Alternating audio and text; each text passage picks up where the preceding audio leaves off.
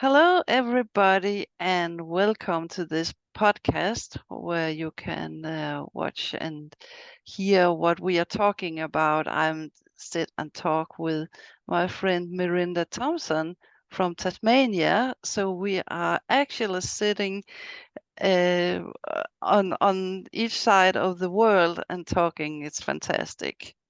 So welcome to you, Merindah. Thank you for having me. As well as opposite sides of the world, it's opposite weather. We're in winter here, it's quite cold. So I'm sitting under the heater if you can hear that noise. Wow. Here we have 30 degrees. So yeah.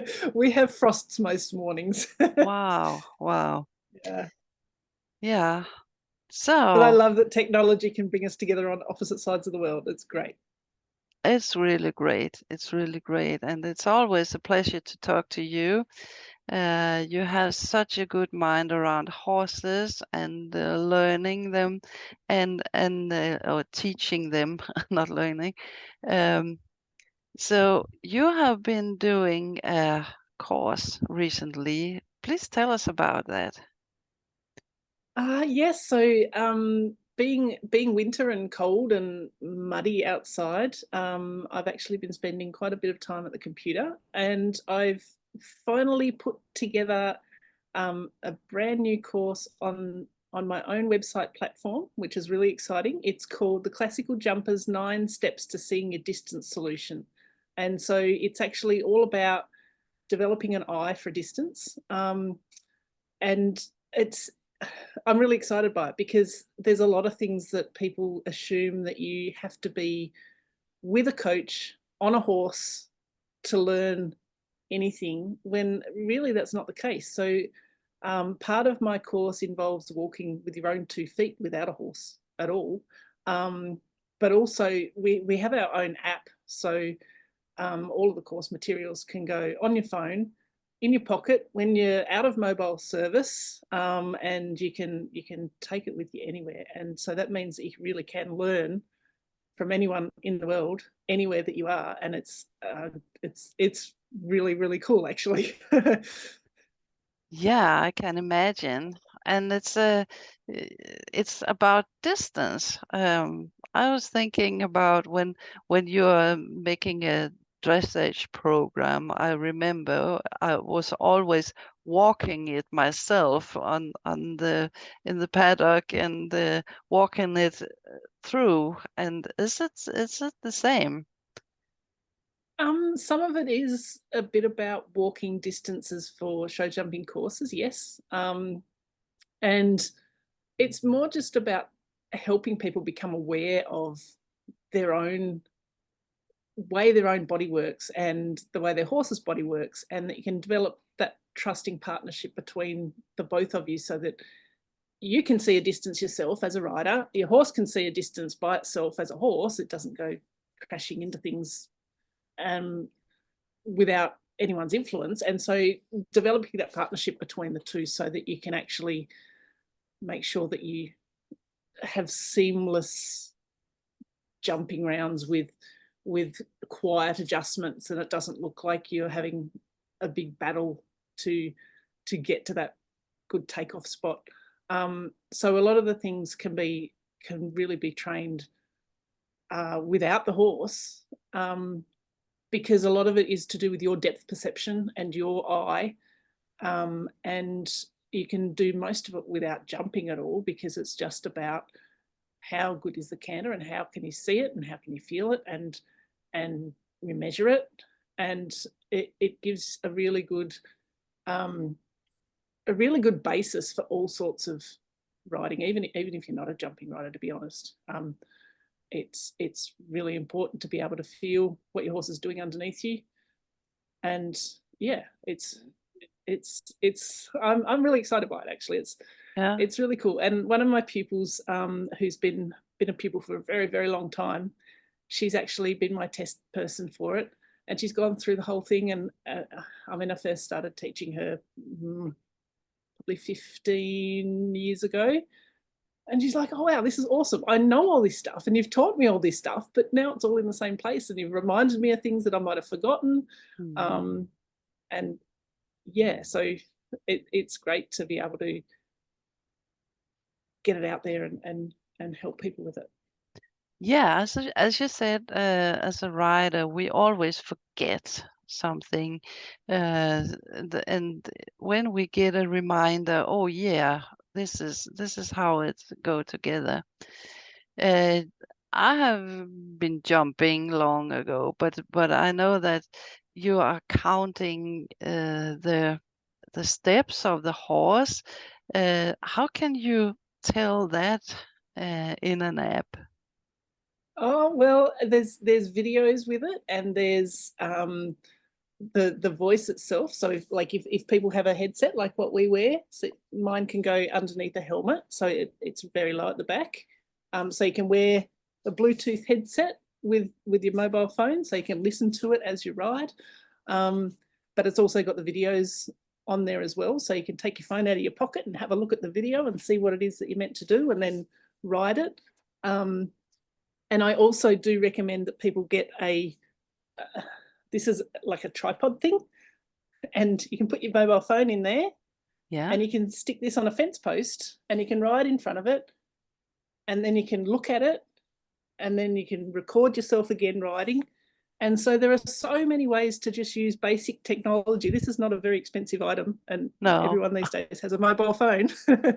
and you can film yourself, and you can watch it, and you can slow down the recording so that you can count by watching the horse.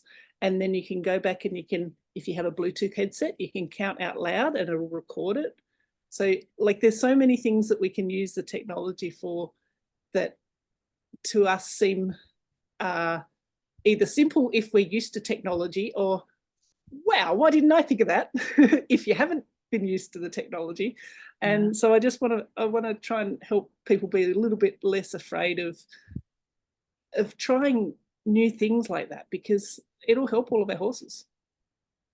Yes, and it helps yourself. I know that I was talking to another one about this to take a video of yourself. But as you said, you can stop it and you can see, wow, look at that. Your back is like this when you are going to do this and this, and then your brain can think of it, because when you are riding and the instructors tells you just to do this, and you do it in the second he say it, but after a while you are there again. But when you see it yourself, it's a whole other thing. Yeah, it really is. And there are a lot of people who are visual learners, so it's being able to provide something in different formats for people who learn different ways. So there's written words about how to do it, and then there's pictures about how to do it, and then there's videos about how to do it, and then there's practicing it yourself, how to do it. So it helps all different people who learn different ways be able to come to the same sort of outcome, which that's a really, really good thing, to be able to use a mobile phone for things like that. And when I was in school, they used to tell us that we had to do the calculations and maths and things, because nobody's going to be walking around with a calculator in their pocket. But we do now, don't we? So, you can pull out your mobile phone and turn it into a calculator, so that you can calculate how long your stride length is by watching your video and using a measuring tape and using your calculator on your mobile phone. And they're, I mean, it's not very scary tech. So it's a great way to introduce people to using tech to help them with their horse, because nearly everyone's used to using a mobile phone for other things than ringing someone up and talking to them. So yeah, it's a great way to do it. People have apps for all sorts of things these days, so I'm sort of joining in. Yeah. And I'm with you. I'm really old. So the technique has come to me as a new thing. The younger ones, they all have a mobile phone, and it takes more time for me to figure out how to do it. but when I do, I think it's marvelous what you can do with a phone.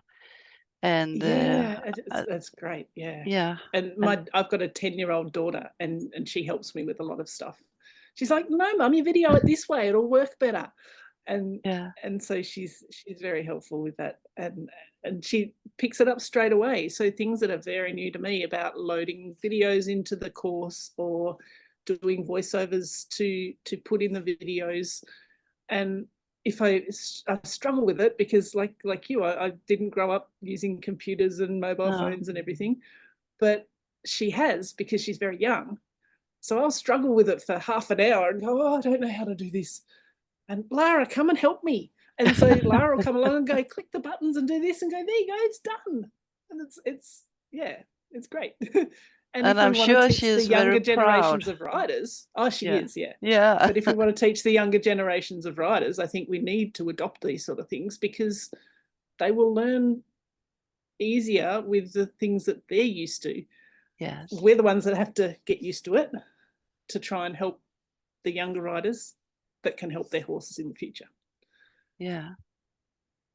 And it's going so fast. As you said, you can do so much, and an app is fantastic. You can use it Yeah. everywhere and uh, get help, because I know a lot of people who are living alone on a farm, and they don't have any instructors to come to them.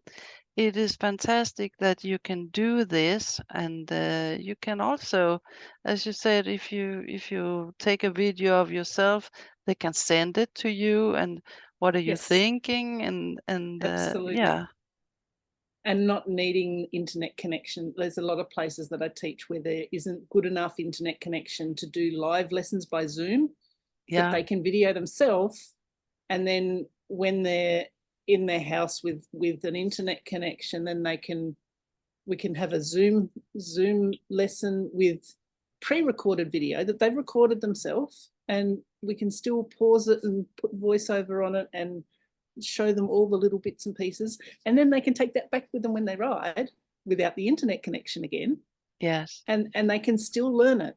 So yeah, it's actually, in some cases, a lot of cases really, it's better than having a coach in your paddock with you mm, because they're with you all the time. yeah, um, and it's it's a hard thing to get your head around if you haven't done it, and I really do understand that. But wow, if I my coach used to come over 4 times a year. She's from interstate. If I had have had this technology when I was learning when I was young, wow, it would yeah, have been wow. amazing. You Mm. know, to be able But to even, yeah, just yeah, have that I think ongoing. You know, also that we adults are a little bit afraid of it. We often say, "No, yeah, I don't want to do this." Where children are, yeah, we click that button. If it's not good, we just do it over again. that's And right, that's right. And yeah, yeah, so like we used to take um, photographs on a film camera, and you wouldn't take too many because you'd run out of film, and then you'd have to mm, send the film away to get it put into physical photographs, and half of them would be no good. And so, yeah, you know, we still had to take a long time getting used to a digital camera. yeah, But kids will just take 500 photos and then they just delete the ones they don't want, or they leave them there and they fill up your phone memory. yeah. But that's right. But It there's was really yeah, expensive when I was yeah, young to take pictures and all these things. So yeah. And then you would only find out whether it was good or not a month later. Whereas now yeah, you can put your mobile phone on a stand in your paddock, film yourself, look at it immediately, rewrite it, take it again. It's, yeah, technology's great. it's good for a lot of things. Yeah. It really is, yeah. But of course, as I say, we older people, we are a little bit afraid, because where are we going? What is happening? And maybe we don't need humans anymore. Yeah. But Yes. that's not the case yet. So No, no, certainly not. we will take the good things out of it as it is. Yeah, and you know, we can turn it off if we don't like it.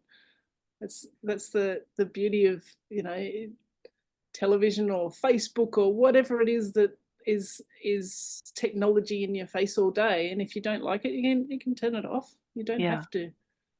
have to sit there with it all the time. Go out in the paddock and actually pat your horse. That's really nice too. It is. And maybe you get some new ideas what to do, because I know how it is to be alone on a farm. You are riding Yes. and what can I do? What can I do with my horse? And but if you have a program, you can go after that and yeah, do some new Mm, good things. absolutely. Yeah. Yeah.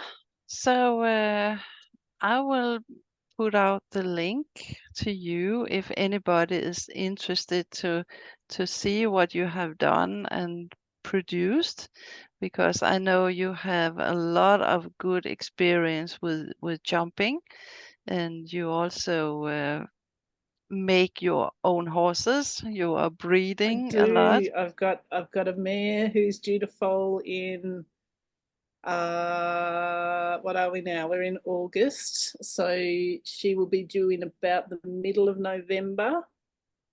Probably early November. Her last two foals have gone 364 days and 365 days, so almost exactly a year. So we'll see whether if she's a year again this year.